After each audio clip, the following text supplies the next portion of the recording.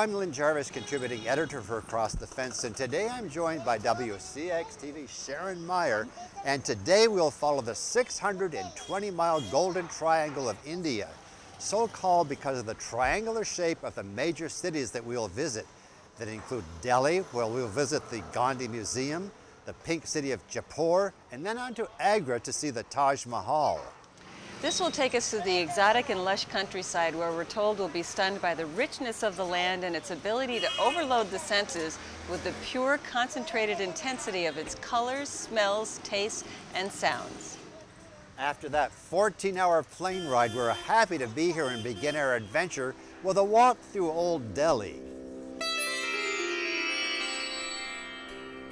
It didn't take long to see that India is a land of contrast, confusion, and color in the streets.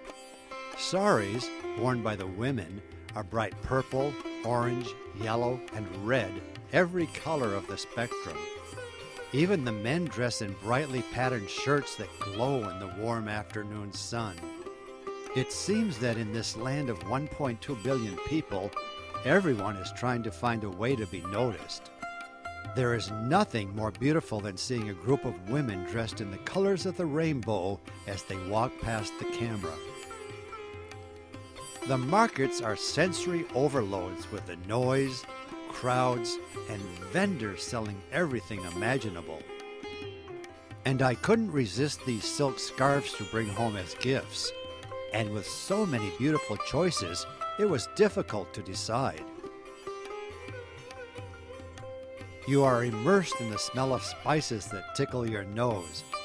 The fragrance of flowers used for religious offerings floats through the air, and the tangy odor of plump, juicy oranges, apples, papayas, and pomegranates makes your mouth water, as does the aromatic Indian cuisine that is prepared from recipes that have been passed down through the generations.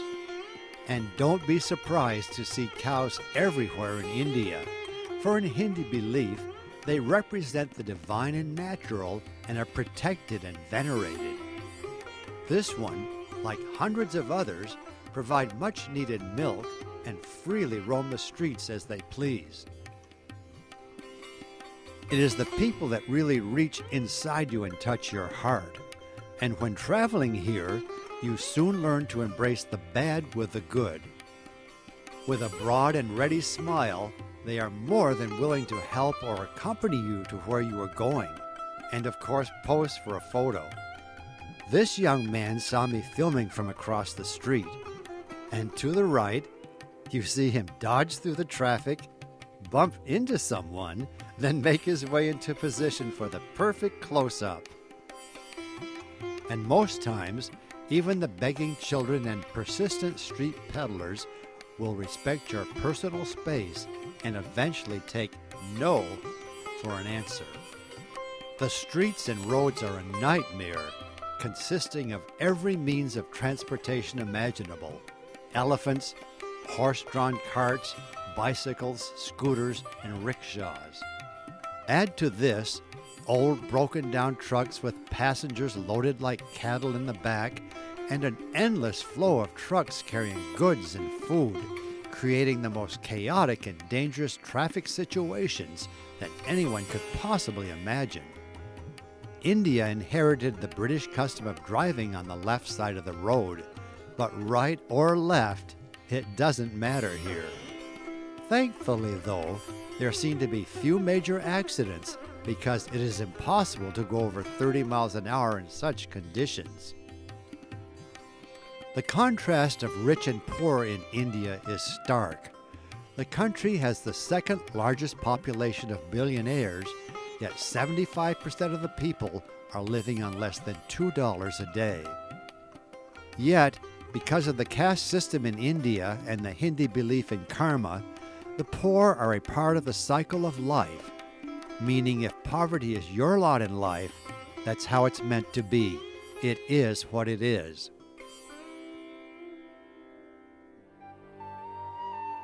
One of the most revered men in modern history is Mahatma Gandhi, leader of the Indian independence movement from British rule.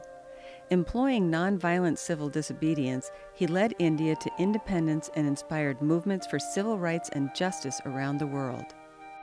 One of the most visited sites in New Delhi is the Birla House, where Gandhi spent the last 144 days of his life.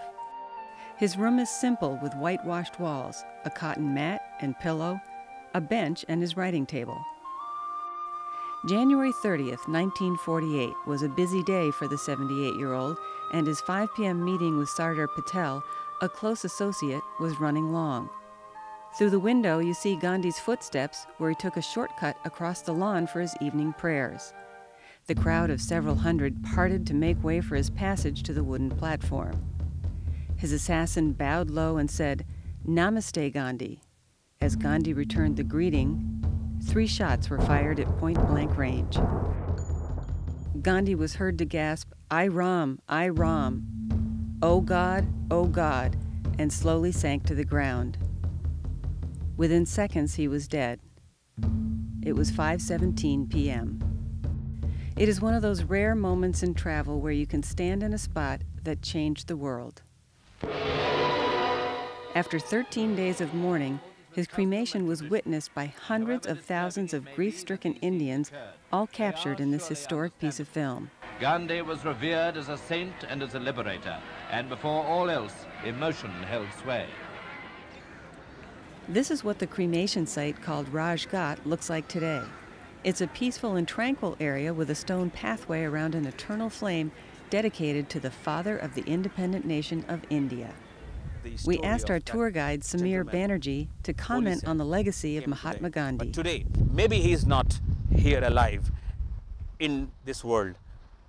This man is everywhere, in everybody's heart. Sir Martin Luther from Atlanta, he was the man who followed his path.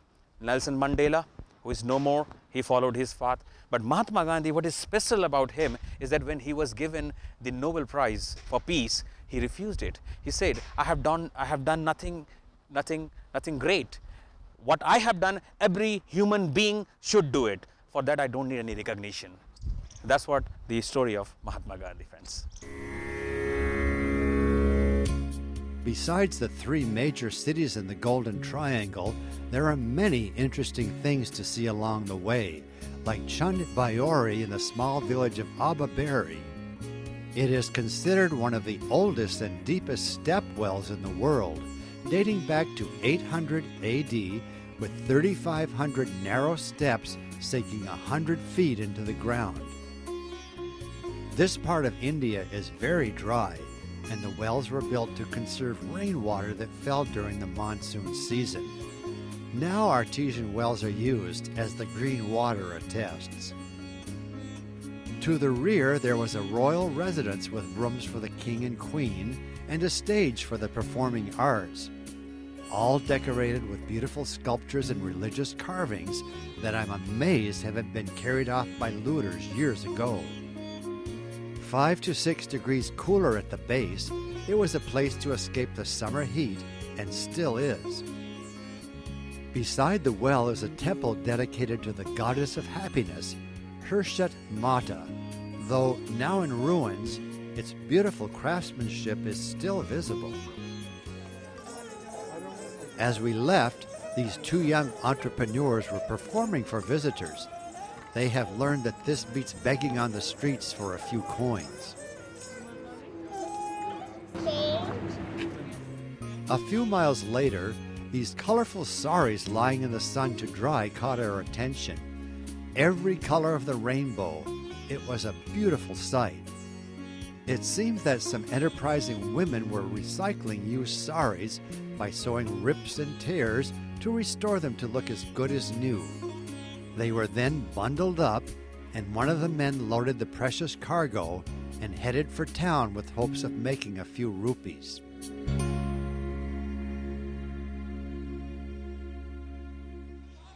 We're here in Jaipur, and before we tour the city of some 3 million people, we're going to view it from the 16th century amber fort high above the metropolis. And to get up the hill, guess what? We get to ride one of these elephants.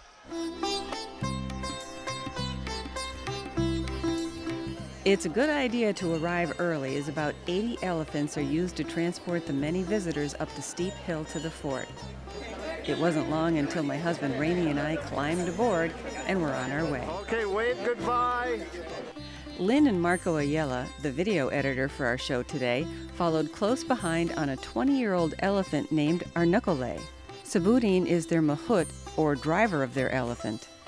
Riding atop these elephants was like being in a small boat on a rough sea. Lyn told me later that he did experience some motion sickness. There's a traffic jam up here.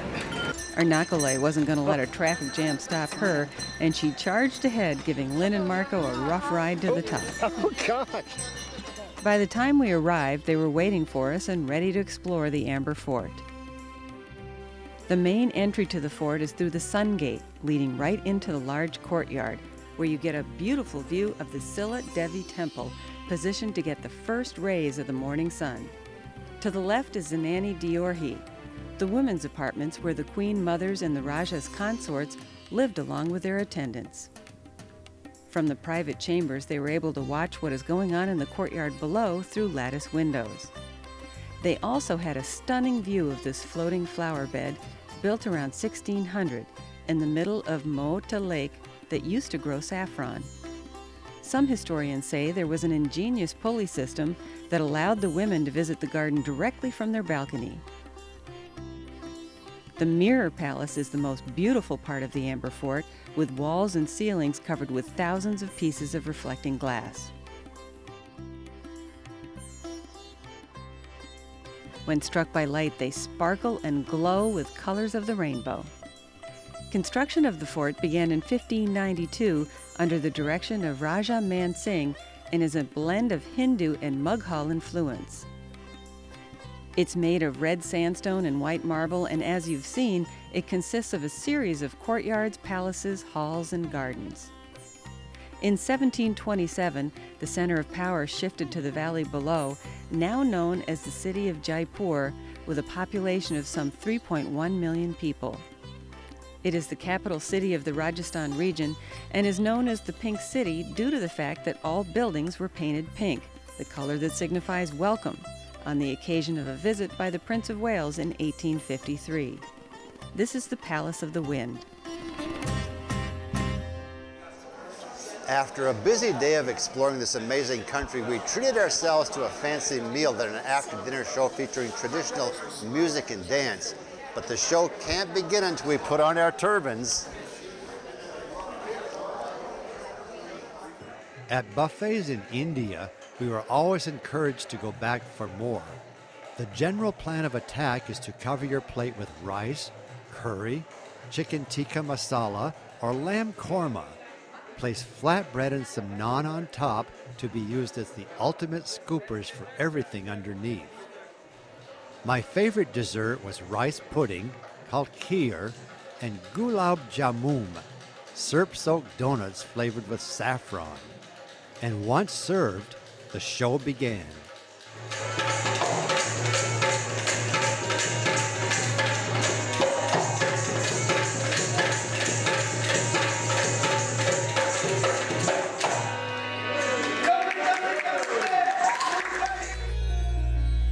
The next morning, we were back on the bus on our way to Agra, a distance of some 140 miles.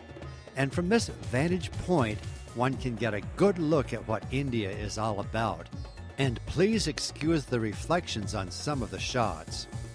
It seems that the tiny Indian ladies do much of the outside work, much like in the other Asian countries that we have visited.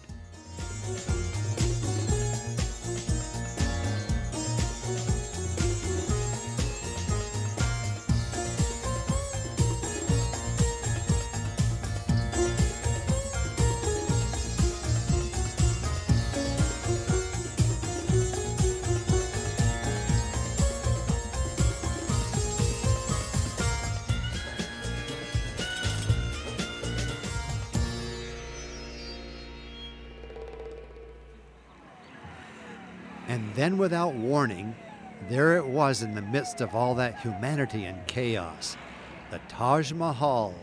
But I wasn't surprised.